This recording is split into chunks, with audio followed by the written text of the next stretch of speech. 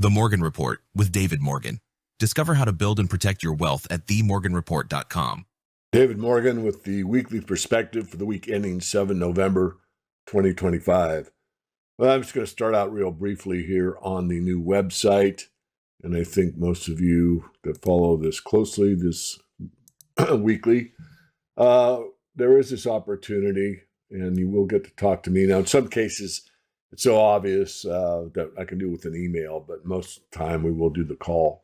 So I just want to bring that to everyone's attention.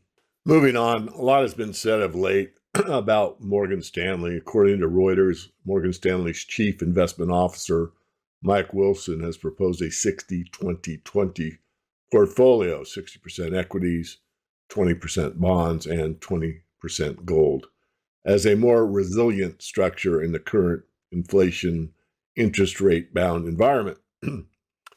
And there's others that have said things that are similar to that. I'm showing you from Morgan Stanley. I'm not going to go through the whole thing. Most of you that follow my work have heard this from other sources. I just wanted to talk about it, and specifically Morgan Stanley.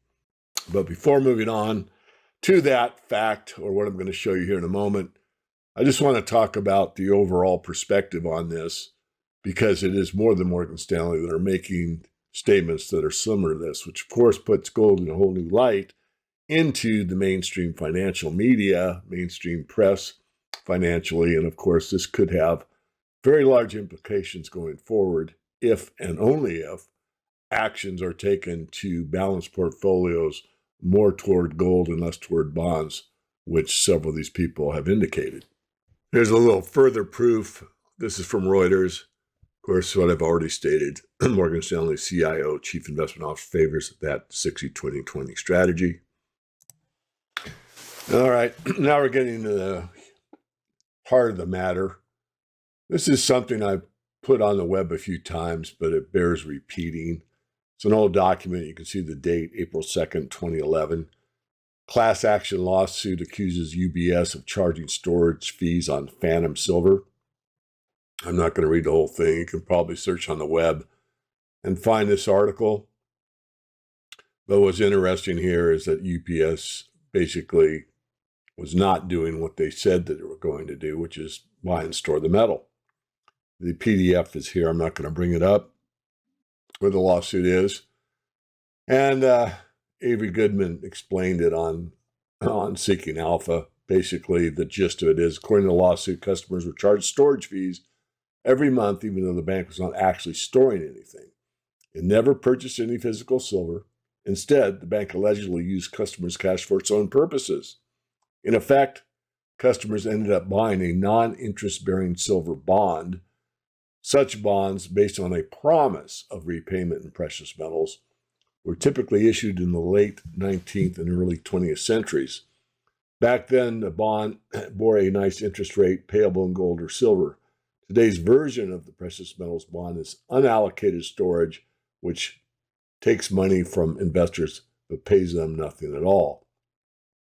And here's what I really want to get to. A very similar lawsuit was filed in 2007 against Morgan Stanley. Interesting, now they're trying to buy gold. This is silver. In that case, small investors were also claiming they had been defrauded into participating in unallocated metal storage. The bank defended itself by alleging, among other defenses, that it was simply following standard industry practices. In other words, the amount of information given to customers, the unallocated nature of the scheme, as well as the charging of quote-unquote storage fees for imaginary metal, were standard industry practices. I don't think I can emphasize that enough. Standard industry practices.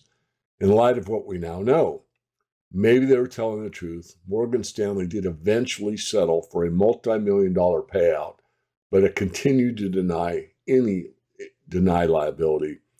UBS has not yet answered, and that is that. So buyer beware, even if it's a main brokerage house, a mainstream bank and all that, and you get a pretty sheet of paper or electronic version thereof stating what your silver holdings are, I would restate, be careful. Be very, very careful. Again, going back to what I showed you at the beginning, If you want to do a 15-minute call with me, you're going to have to sign up. You don't have to sign up for the newsletter. You just have to sign up for the call. And the computer will schedule it, show you what openings are available in my schedule. It'll be a one-on-one. And I cannot give individual advice, but I certainly can answer a lot of questions. So leave it at that. It's David Morgan signing out with another weekly perspective. The U.S. government debt is about to cross $37 trillion. That's not a typo. That's trillion with a T. Tariffs are being used to try and even the playing fields. Global supply chains are shifting. Inflation isn't going away. And the value of your dollar? It's quietly being drained while no one is really talking about this. The truth is, we're living through the early stages of a financial reset, whether anyone wants to admit it or not. And if you're still relying on mainstream headlines or financial advisors who just tell you to write it out, you could be blindsided when things really shift. That's where the Morgan Report comes in. For over 25 years, David Morgan has been helping investors cut through the noise. He tracks what actually drives markets, from precious metals and mining stocks to global debt and monetary policy, and show you how to protect and grow your wealth when the system is under stress.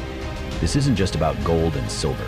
It's about having a clear-eyed view of where things are headed and making sure you're not caught off guard. The Morgan Report gives you real research, honest analysis, and strategies you can act on, even in a world of rising debt, unstable currencies, and economic uncertainty. Go to themorganreport.com today, download your free report, get informed, get ahead, and take back control of your financial future. Themorganreport.com, because $37 trillion in debt won't